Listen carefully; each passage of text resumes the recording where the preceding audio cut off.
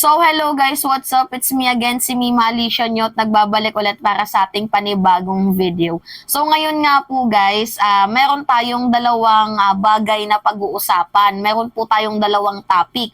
Una na nga po dito guys is yung pagiging masamang ehemplo ni Vice President Sara Duterte sa mamamayang Pilipino according po kay Representative Franz Castro. So pangalawang pag-uusapan natin guys is yung paghingi po ni Vice President and DepEd Secretary Sara Duterte ng due process para dito kay Apollo Kibuloy. So ngayon nga po guys, unahin muna natin itong kay Franz Castro. So disclaimer po sa mga nanonood sa akin diyan, hindi po ako supporters ni Franz Castro, pero dito po sa punto na to, abay malaki po yung tama ni Franz Castro. Kasi guys, alam nyo naman po na itong si Kibuloy, meron pong samot-saring kaso doon sa Federal Bureau of Investigation sa FBI at tinagurian nga pong most wanted person itong si Kibuloy. Hindi lang po siya sa bansang Amerika merong kaso. Bagkus din po dito sa ating bansang Pilipinas na kung saan dinidinig na po, 'di ba? Ongoing na, nasa process na po. Actually, may warrant na po. Ilalabas na po ang warrant para dito kay Pastor Apollo Kibuloy sa mga allegedly na panggagahasa kuno, 'di ba? Pang-aabuso, human rights violation ni Apollo Kibuloy at doon sa Kamara din na issue sa SMNI. So ngayon nga po guys, ito yung sabi ni Franz Castro. Panoodin muna natin guys Ito. Tila masamang ehemplo. Ganito kung ituring ni Makabayang Block Logger, House Deputy Minority Leader, ACT Teachers Party List Representative Franz Castro, si Vice President Sara Duterte. Ito ay matapos magpahayag ng suporta ang Vice Presidente kay Apollo Kibuloy at igiit na hindi makatarungan ang mga akusasyong ibinabato laban dito. Tanong ng mambabatas, hindi ba batid ng Vice Presidente ang patong-patong na kaso na kinakaharap ni Apollo Kibuloy? Dagdag pa nito, parang napakasamang ehemplo umano ang pinapakita ni Vice President Duterte dahil sa pagtatanggol sa controversial na religious leader. Naharap si Kibuloy sa mga reklamong conspiracy to engage in sex trafficking by force, fraud, coercion, sex trafficking of children, conspiracy at cash smuggling sa Estados Unidos. Dinidinig naman sa Senado ang sari-saring aligasyon laban kay Kibuloy at religious group na pinamumunuan nito gaya ng pagiging sangkot umano sa large-scale human trafficking, rape, sexual abuse, karahasan at child abuse. Samantalang sa Kamara, isinusulong ang pagbawi sa prangkisa ng Sunshine Media Network International kung saan honorary chairperson si Kibuloy dahil sa mga umano'y paglabag sa prangkisa nito. Panawagan ni Congresswoman Castro kay VP Duterte, sana ay maging ehemplo ito lalo na at kalihim siya ng Department of Education. Mas mainam din kung papayuhan nito si Kibuloy na harapin ang mga kasong kinakaharap sa loob at labas ng bansa. Wala pang tugon si Vice President Duterte kaugnay ng mga pahayag ng kongresista.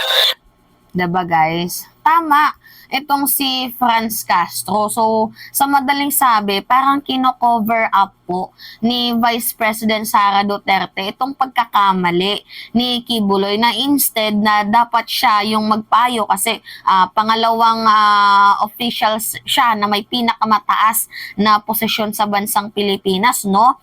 So, dapat ang ginagawa ni VP Inday, pinapayuhan niya, binibigyan niya ng advice sa mabuti. 'Di ba? Hindi yung VP ka and DepEd Secretary ka pa, 'di ba? Saan yung pagmamahal mo sa mga kabataan? Kasi alam nyo naman guys na yung mga allegedly na sangkot sa panggagahasa, pangmomolestya ni Kibuloy ay mga minor de edad. So bilang DepEd Secretary sana, 'di ba dapat ini-embrace mo yung protection ng ating mga kabataan at lalo pat na taon sa buwan ng mga kababaihan. 'Di ba dapat pinoprotektahan mo yung kapwa mo babae? Ang nakakalungkot kasi dito guys, babae rin siya. 'Di ba? Babae ka rin VP. Bakit ganito naman ang ginagawa mo na kina-cover up mo ang maling ginagawa ni pastor mo, Pastor Apollo Kibuloy, regardless man kung magkaibigan kayo, pero dapat sa issue na to dapat neutral ka. Dapat maging pro-life, pro-Filipino, at pro-justice ka. 'Di ba dapat ganon yung kinikilos mo, VP, yung pinapagtanggol mo, yung pinoprotektahan mo, yung bayan mo. Especially you are a DepEd secretary. 'Di ba? Kung saan yung mga estudyante dapat pinoprotektahan mo yung rights nila, ina-uplift mo yung rights nila. Kaso ang ginagawa ni VP Inday, guys, parang kina-cover up niya itong pagkakamali ni Kibuloy. Pansin nyo naman, guys, nung umattend siya sa rally, no? Ito nga yung yung pahayag ni Inday nung pumunta siya doon sa rally na nagpapasalamat siya sa mga sumusuporta kay Kibuloy at nandoon daw siya para labanan ang pandarahas daw kuno na ginagawa ng gobyerno. Tama ba yun? Nasasabihin mo yun sa harap ng mamamayang Pilipino at bilang kalihim na rin ng departamento ng Department of Education? Ito, guys, yung yung message niya sa mga hindi po nakakaalam, i-play lang natin. So kung napanood niyo na to, skip niyo na lang itong part na to. Ito kasi yung sabi ni Inday. Panoodin natin, ha. Nandito po para unang-una magpasalamat sa lahat ng miyembro ng Kingdom of Jesus Christ, sa lahat ng personahe ng SMNI at sa lahat ng mga taga-suporta ni Pastor Apollo Kibuloy. Nagpapasalamat kami sa inyong suporta sa aking opisina, sa opisina ng Vice Presidente at sa Department of Education at sa trabaho ko sa OVP at sa Department of Education. Nandito din ako para manawagan sa lahat na ipagdasal natin ang ating bansa. Magdasal tayo ng katotohanan, ng hustisya para sa lahat na pantay-pantay ang pagtrato ng gobyerno sa lahat ng mga tao. Ma'am, yung hinahin po mga taong bayan po, ma'am, pagod na po daw sila, magdadalawang taon na, pero wala pa rin po daw pagbabago na nararamdaman nila. Opo, yan po ay karapat-dapat na iakyat nila sa ating Pangulo. Meron pong sa lahat naman ng mga complaints ay pwedeng mapag-usapan ng merong diplomasya. At nasaya ako dahil ang mga supporters ni Pastor Apollo Kibuloy, members ng Kingdom of Jesus Christ, personahe ng SMNI, merong mga ganito na rally at pagtitipon para mapalabas nila ang kanilang mga nararamdaman. At ito ay pagpapakita na ating freedom of speech and religion. Nandito din ako para pakiisa sa pagdarahas, pang-aapi sa SMNI. Clearly, it is a violation of the freedom of media. No? At nandito din ako para suportahan si Pastor Apollo Kibuloy kasi nakikita natin na this is a trial by publicity. Mga hearing na walang pinupuntahan, mga witnesses kuno na nagkukubli kung ano yung kung sino yung identity nila. At one-sided siya. Lahat atake, lahat paninira kay Pastor Apollo Kibuloy. Diba narinig nyo? Lahat daw paninira, pang-atake kay Kibuloy. One-sided daw po ang naging hearing na ginawa ni Senator Risa Ontiveros sa Committee on Women's, Children, Family Relation, and Gender Equality. Pero sa akin, guys, in aid of legislation, 'di ba kaya nga po siya ina-attend kasi para punan ang mga gaps sa ating batas para sa proteksyon ng ating mga mamamayang Pilipino. So hindi po nagiging one-sided si Senator Risa Ontiveros where in fact nga inaantay po natin ang pagdalo ni Kibuloy. Ang problema nga lang po, hindi po siya uma-attend. So, paano natin maririnig ang side niya?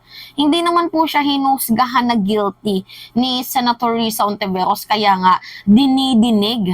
Paano niya nasabing guilty na agad itong si Kibuloy? Hindi pa nga pumupunta si Kibuloy at uulitin ko po sabi na nga ni Senator Risa Ontiveros, hindi po korte ang Senado. Bagkos, ito po ay form of investigation para makagawa sila ng batas in aid of legislation. So, wala pong nangyayaring one-sided dito. Actually, 'di ba, ilang beses na siyang pinapasipot, hindi po siya sumisipot. So, ang may mali dito si Kibuloy. So, yun na nga po guys, nakikita nyo na dinedepensahan ni Vice President Sara Duterte itong si Kibuloy. Instead na i-insist niya yung mga tamang gawin, tamang paraan, 'di ba, tamang moves para mapunta naman sa tama itong si Kibuloy, ang ginagawa niya guys is kina-cover up niya ang pagkakamali, which is very wrong.